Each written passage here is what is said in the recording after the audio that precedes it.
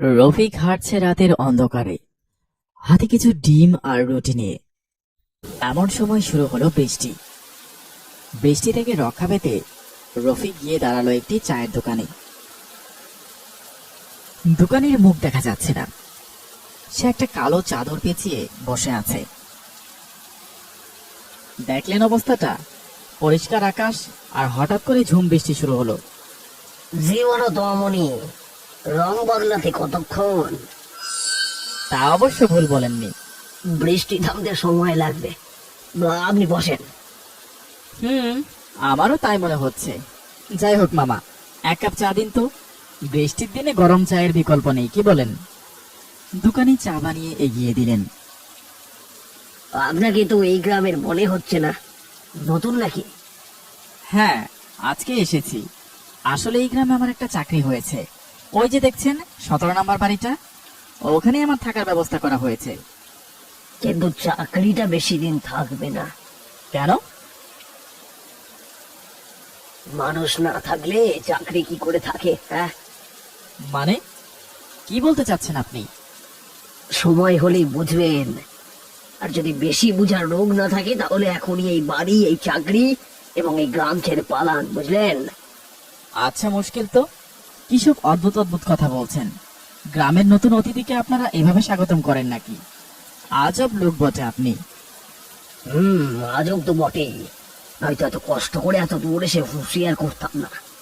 কিছু বললেন নাকি? জি না। রফিক বাইরে তাকিয়ে দেখে বৃষ্টি কিছুটা ধরে এসেছে। তারপর নিজের জিনিসপত্র হাতে নিয়ে বলল, যাক, অবশেষে বৃষ্টিটা কমলো তাহলে। যদিও আপনার সাথে কিছুটা কথা কাটাকাটি হয়েছে, তবুও চাটা কিন্তু বেশ ছিল। আর এই বৃষ্টির মাঝে আমাকে আশ্রয় দেওয়ার জন্য অসংখ্য ধন্যবাদ। সেই কথাগুলো শেষ করে চলতে লাগলো, কিন্তু দোকানি কিছুই বললেন না। এখনো তার মুখ দেখা যাচ্ছে না। এই যা, চায়ের বিলটাই তো দেয়া হলো না। রফিক আবার পিছু ফিরে হাঁটতে লাগলেন, কিন্তু হাঁটতে হাঁটতে সে থমকে দাঁড়ালো। দোকানটিকে আর সে খুঁজে পাচ্ছে না। রফিক হতবাক হয়ে গেল। অনেক খোঁজাখুঁজির পরও সেই চায়ের দোকানের অস্তিত্ব কোথাও খুঁজে পেল না।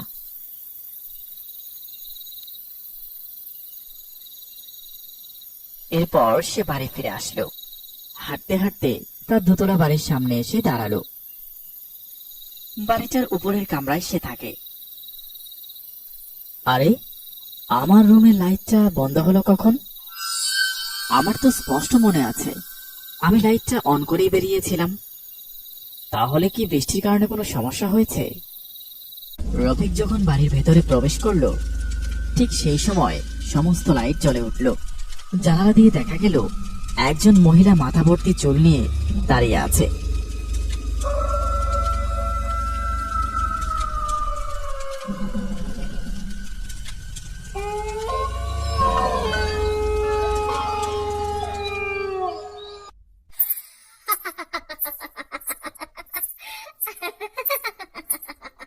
একজন মহিলা নুপুর পরে তার বিছানার চারপাশে হাঁটছে, কিন্তু মুখ কিছুতেই দেখা গেল না। মেয়েটি নুপুর পরে হাঁটছে আর হেসেই চলেছে। আরে, কিসের এত শব্দ? কে কে শব্দ করছে?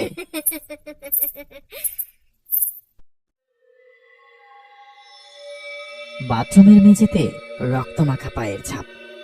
আয়নাতে লেখা আছে, খুব শীঘ্রই তোর জীবনে অভিশাপ নেমে আসবে, প্রস্তুত থাকিস। ভয়ে রফিকের দম বন্ধ হয়ে আসতে লাগলো। কে কে ওখানে? ভালোই ভালোই বলছি, কে ওখানে?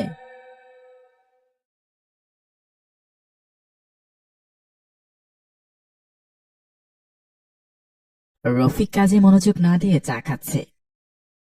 এমন সময় হাজির হলো রফিকের কলিগ রাজন। আরে কি গো ভাই, কেমন আছো? প্রথম দিনে এত প্রোডাক্টিভিটি?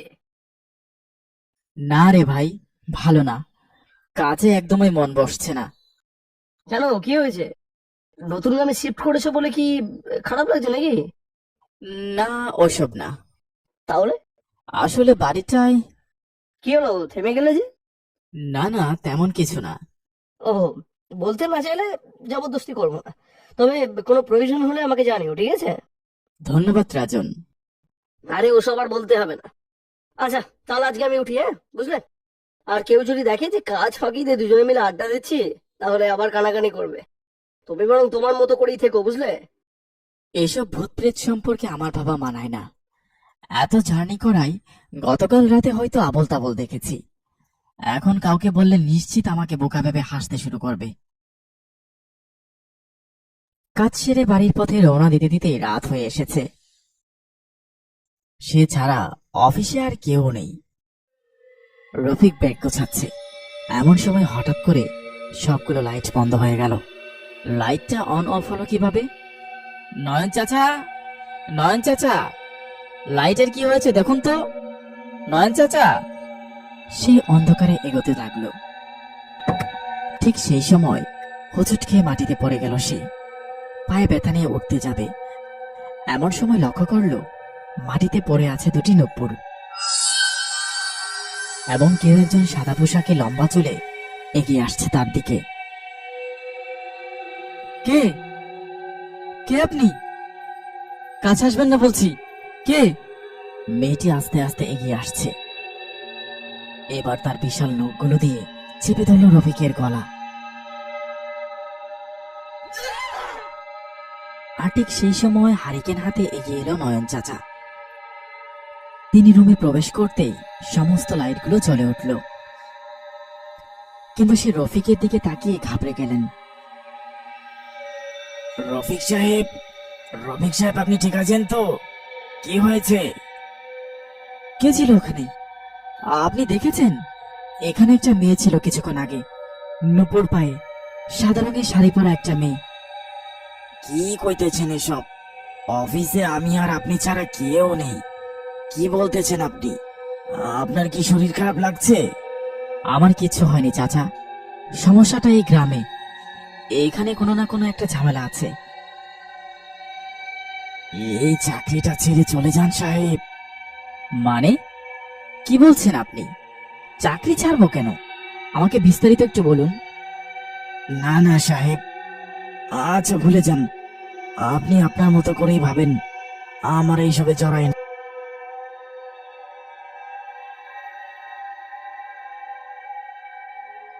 বাড়ি ফিরে এসে দেখতে পেল তার সকল জিনিসপত্র ছড়িয়ে ছিটিয়ে আছে। অসহায় রফিক সবকিছু গুছিয়ে রাতের খাবার খেতে বসলো। আর সেই সময় সে লক্ষ্য করল তার প্লেটে কয়েকটা লম্বা লম্বা কালো চুল। রফিক ভয় পেয়ে খাবার টেবিল থেকে উঠে গেল।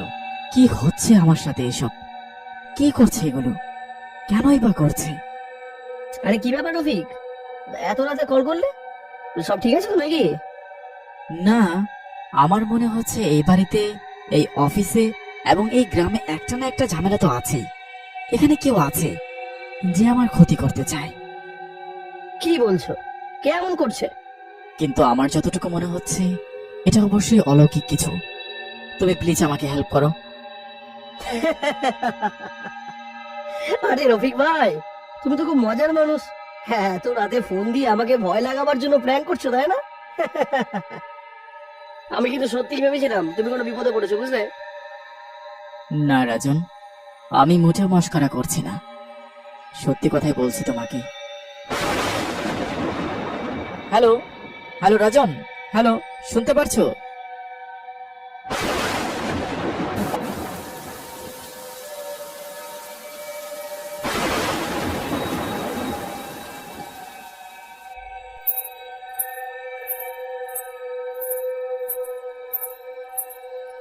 কে কে কে? কি চান আপনি? আমার সাথে এমন কেন করছেন? সামনে আসুন।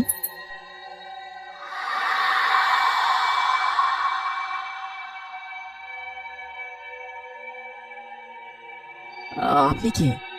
আর আমার পেছনে লেগেছেন কেন? দয়া করে এখান থেকে চলে যান।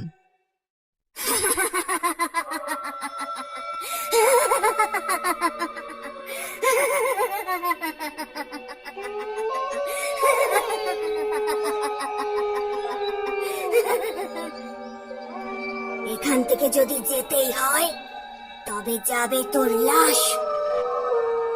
কি বলছেন এসব?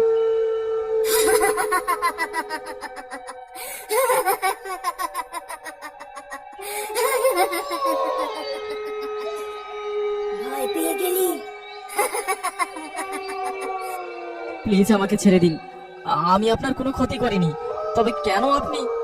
বলতে না বলতে সেই ডাইনিটি রফিকের গলা চেপে ধরল। রফিক নিজেকে ছাড়াবার শত চেষ্টা করলেও কিছুতেই কিছু হচ্ছিল না। কেন এসেছিস এখানে? অর্থের লোভে? তোর মতো মানুষেরা অমনি হয়। এই গ্রামের মানুষের জীবন নিয়ে খেলে তোরা টাকা কামাস আর ধ্বংস করে দিস এখানে থাকা নিষ্পাপ মানুষগুলোকে। আপনি কি করছেন এসব? ছাড়ুন, ছাড়ুন আমাকে, আমি নিঃশ্বাস নিতে পারছি না।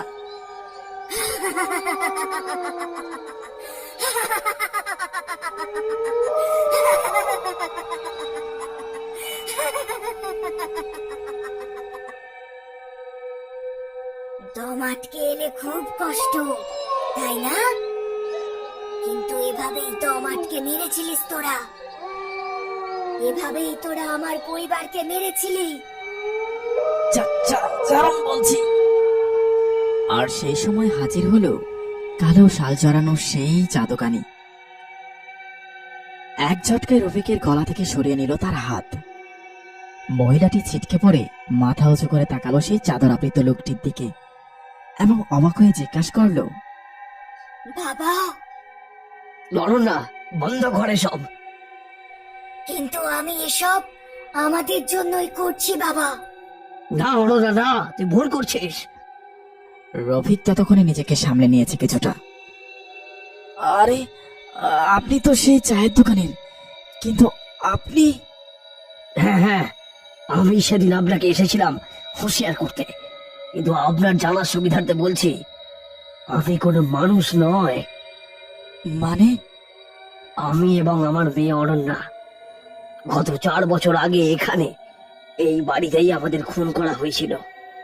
আর সেই অপমৃত্যুর কারণে এখনো আমাদের আত্মা শান্তি পায়নি, এবং অরণ্যা আত্মাদের মতো নিজ গন্তব্যে পৌঁছাতে পারিনি। শুধুমাত্র কয়েকটা মানুষের লোভের বলি হয়েছিলাম আমরা, আর সেই অভিশাপ এখনো বইতে হচ্ছে আমাদের। আমাদের আত্মারাও এখনো পৃথিবীর মাঝে আটকা পড়ে আছে, মরেও রেহাই পেলাম না আমরা। কে করেছিল আপনাদের এই দশা? আপনার পোস্টে থাকা একজন। কিন্তু কেন সে এমন করেছিল?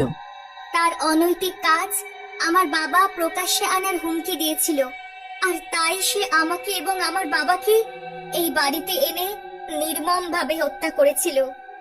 অনন্যা তার চুলগুলো সরালো এবং তার বাবা চাদরটিকে সরালে দেখা গেল তাদের মুখ সহ সারা শরীর ভয়ঙ্কর ভাবে চলছে গিয়েছে। এই যে আমাদের বুক, এই আমাদের বুক জ্বালিয়ে দিয়েছিল মিস্টার রাজন।